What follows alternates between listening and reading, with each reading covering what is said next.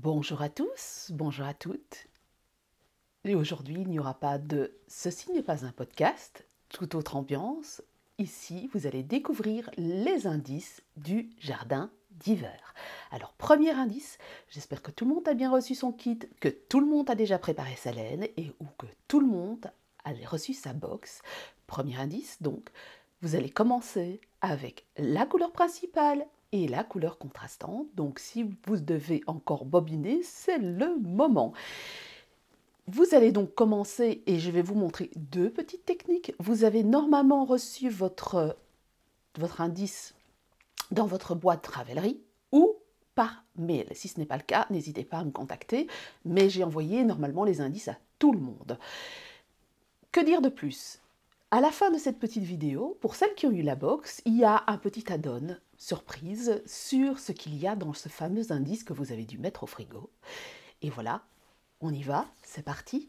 J'espère que vous prendrez beaucoup de plaisir à cet indice.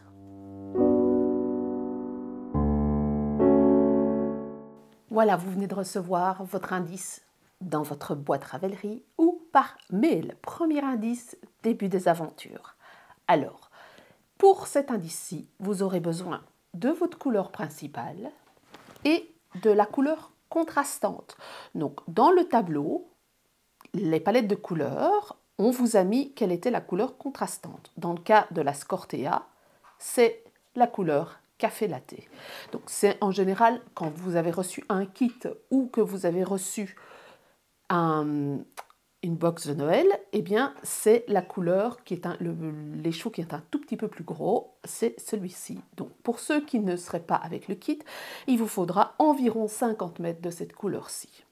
Donc, tout premier indice, on commence par un montage du châle. Alors, vous aurez besoin d'une paire d'aiguilles 3,5, dans le cas où vous reprendrez la linae. Sinon, vous prenez les aiguilles qui conviennent et qui correspondent à l'échantillon. Je rappelle, si vous choisissez des aiguilles plus grosses ou que vous ne faites pas d'échantillon, ça peut affecter la quantité de laine que vous utilisez et la taille du châle à la fin. Donc, soit vous partez tête baissée et vous choisissez, tant pis, vous avez suffisamment de fil, mais si vous êtes un peu juste en fil, il faut faire attention à ce niveau-là. Surtout qu'on tricote tous d'une manière différente. Donc, tout premier début. Je vais vous montrer comment monter les mailles pour un châle en Garzer Tab Caston. C'est le montage d'un châle en point mousse. C'est un montage qui est très classique, qu'on retrouve très souvent dans les patrons de châle. Alors, dans ce châle, je mets monter 3 mailles avec le montage provisoire que vous désirez. Alors, vous pouvez utiliser un montage provisoire au crochet, vous pouvez utiliser un Turkish Caston, vous pouvez, donc le montage à la turque, vous pouvez utiliser un montage à chaussettes. Moi, je vais simplement partir en faisant un montage classique tricoté, comme ceci, en montant 3 mailles. Si ça veut bien, une.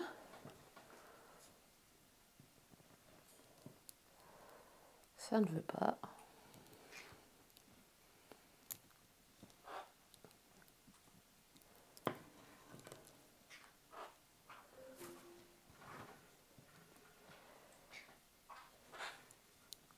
Donc, on a nos 3 mailles ici. Voilà. Qui sont ici. Vous allez tricoter ces 3 mailles pendant 26 rangs. Donc, vous allez faire une longue languette de 26 rangs et vous verrez pourquoi cette longue languette. Donc, 1, vous tricotez 1, 2, 3, et puis vous tournez et vous tricotez vos mailles, etc., etc.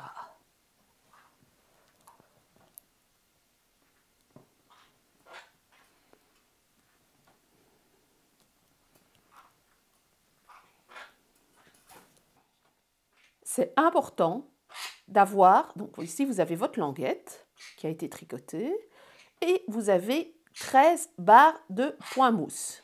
26 rangs, 13 barres de point mousse. Nous allons maintenant relever tout le long ici de ce côté.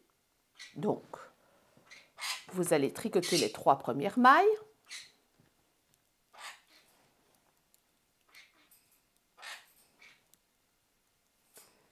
et vous allez relever ici la petite bosse et vous allez la tricoter. 1,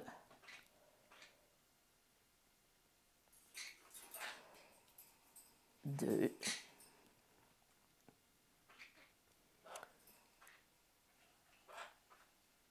3. Faites attention de ne pas dédoubler le fil. Et ainsi de suite jusqu'à ce que vous ayez 13 mailles relevées, donc 16 mailles en tout.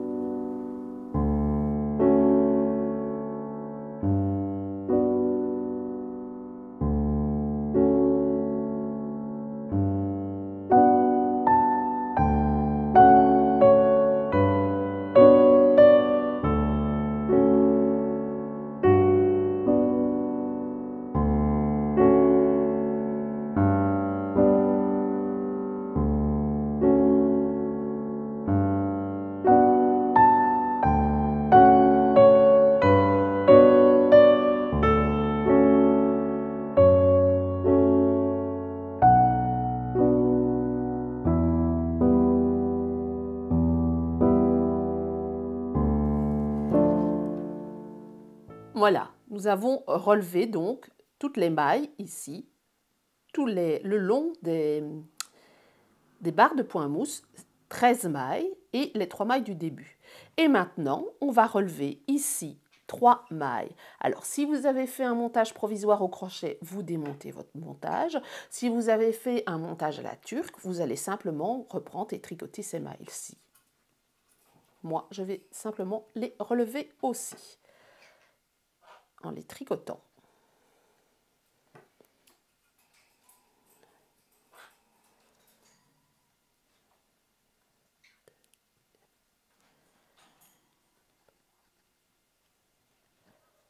Et voilà, nous avons donc notre montage qui est terminé, qui est un montage classique de montage de châle. Souvent, vous commencez avec 3 mailles ici, 3 mailles là et 3 mailles là, donc ça va faire 9 mailles. Ici, pour que ça ne fasse pas une grimace lorsque vous allez, parce que c'est un châle, vous verrez par la suite, je ne vais pas vous dévoiler la forme, mais pour que ça ne se grimace pas et que, que ça se bloque bien, eh bien moi j'ai commencé par faire un montage beaucoup plus long que d'habitude. Donc vous allez avoir 19 mailles au départ. Vous allez faire par la suite du point mousse, puis des côtes brisées, etc. Et on se retrouve pour la partie où on introduit la couleur contrastante. Donc jusque-là, après, c'est facile, c'est un châle axé relativement débutant obstiné, donc il n'y a pas particulièrement beaucoup de complications. Donc je vous laisse ici, on se retrouve dès qu'on introduit la couleur contrastante. Voilà, on arrive à la dernière section du premier indice, c'est la section en pointillé. Jusqu'à présent, vous avez fait du point à mousse avec des augmentations et vous avez fait des côtes brisées. Alors ceci, ça représente un peu le terrain, d'autant plus qu'ici on est sur la couleur Scortea, écorce. Ça représente le terrain qu'on prépare en hiver avant de commencer à planter et on va planter en faisant un point mosaïque. Donc vous allez intégrer la couleur contrastante. Alors, nous allons mettre de côté notre couleur principale et on va intégrer la couleur contrastante. Donc, comment est-ce que vous allez faire? Vous allez tricoter vos 3 premières mailles à l'endroit. Alors, pas besoin de faire suivre le fil de la couleur contrastante parce que de toute façon, on travaille sur des rayures de 2 rangs. Donc, vous allez faire suivre classiquement, vous n'avez pas besoin de capturer le fil ni quoi que ce soit. Vous laissez votre fil en attente, vous resserrez par la suite quand vous arriverez à la fin du rang. Mais par contre, on va faire suivre celui-ci. Donc, vous allez faire votre première maille. La deuxième, vous capturez le fil, comme ceci. Donc moi, pour éviter, j'ai quand même tiré sur mon fil parce que la maille devient un peu trop distendue à mon goût. Voilà. Donc vous allez capturer le fil derrière de manière à pouvoir coincer le fil. Voilà. Ici, on va faire une augmentation barrée. 1, 2. Et on dit de tricotez la première maille. Alors je capture encore le fil, ça m'évitera de le rentrer par la suite. Et on tricote une maille à l'endroit. Alors je vais tirer un peu sur mon fil.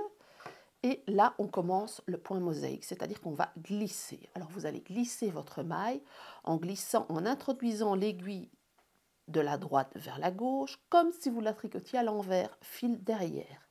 Et vous tricotez la maille à l'endroit. Glissez, comme si vous la tricotiez à l'envers, tricotez la maille suivante. Glissez, comme si vous la tricotiez à l'envers, fil derrière, et vous tricotez la maille à l'endroit. La maille suivante à l'endroit. Glissez, tricotez, glissez, tricotez, etc. jusqu'à la fin du rang. Alors voilà, j'ai terminé mon rang à l'endroit. Donc j'ai terminé par une maille endroit, mon augmentation barrée et 3 mailles endroit pour la lisière. On tourne le tricot, on travaille sur l'envers maintenant. Et remarquez ici, en fait, mes brins avec les mailles glissées ne sont pas trop serrés. Si c'est trop serré, ça va déformer votre tricot. Donc c'est important de vérifier votre tension quand vous tricotez pour ne pas trop serrer. Si réellement vous n'arrivez pas à gérer la tension, prenez un demi-numéro d'aiguille supérieure. Alors 3,75 ou 4 si vous n'avez pas de 3,75. Les 3 mailles suivantes seront les mailles lisières. Et on va faire une maille, un jeté. Alors, la première maille, c'est une maille endroit. On va tricoter ces mailles comme elles viennent. Hein. Et lorsqu'on arrive à une maille brune, donc une maille qu'on a glissée au rang précédent, on va la glisser aussi, mais seulement plutôt que de laisser le fil derrière, on va passer le fil devant. On glisse, on tricote à l'endroit. On passe le fil devant, on glisse, encore une fois, comme si vous tricotiez la maille à l'envers, on tricote à l'endroit. Donc, on passe le fil devant, glisser, passer le fil derrière, tricoter. Et ainsi de suite jusqu'à la fin du rang. Voilà, on arrive à la fin du rang. Donc, glisser, tricoter, glisser, tricoter, etc. Un jeté, hop, et on termine. Alors, vous allez maintenant reprendre la couleur principale et vous allez tricoter le rang tout à l'endroit sans rien glisser en faisant une augmentation barrée sur les jetés que vous avez fait au rang précédent. Comme quand vous avez fait le point mousse, c'est exactement la même chose. Donc, faites attention à votre fil derrière. Vous ne le faites pas suivre. Moi, je tiens toujours mon fil comme ceci, en fait, pour que la maille ne se distende pas trop.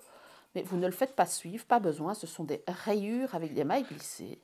Donc, ici, on fait notre rang à l'endroit jusqu'à la fin du rang, jusqu'aux 4 dernières mailles.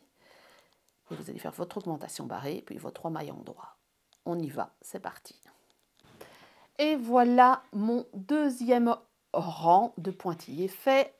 Donc, vous avez un rang de pointillés, un rang ici où on a fait nos augmentations en couleur principale, un rang de pointillés, un rang de couleur principale, un rang de pointillés, un rang de couleur principale.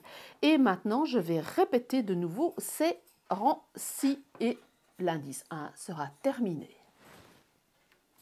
Voici à quoi ressemble l'indice fini.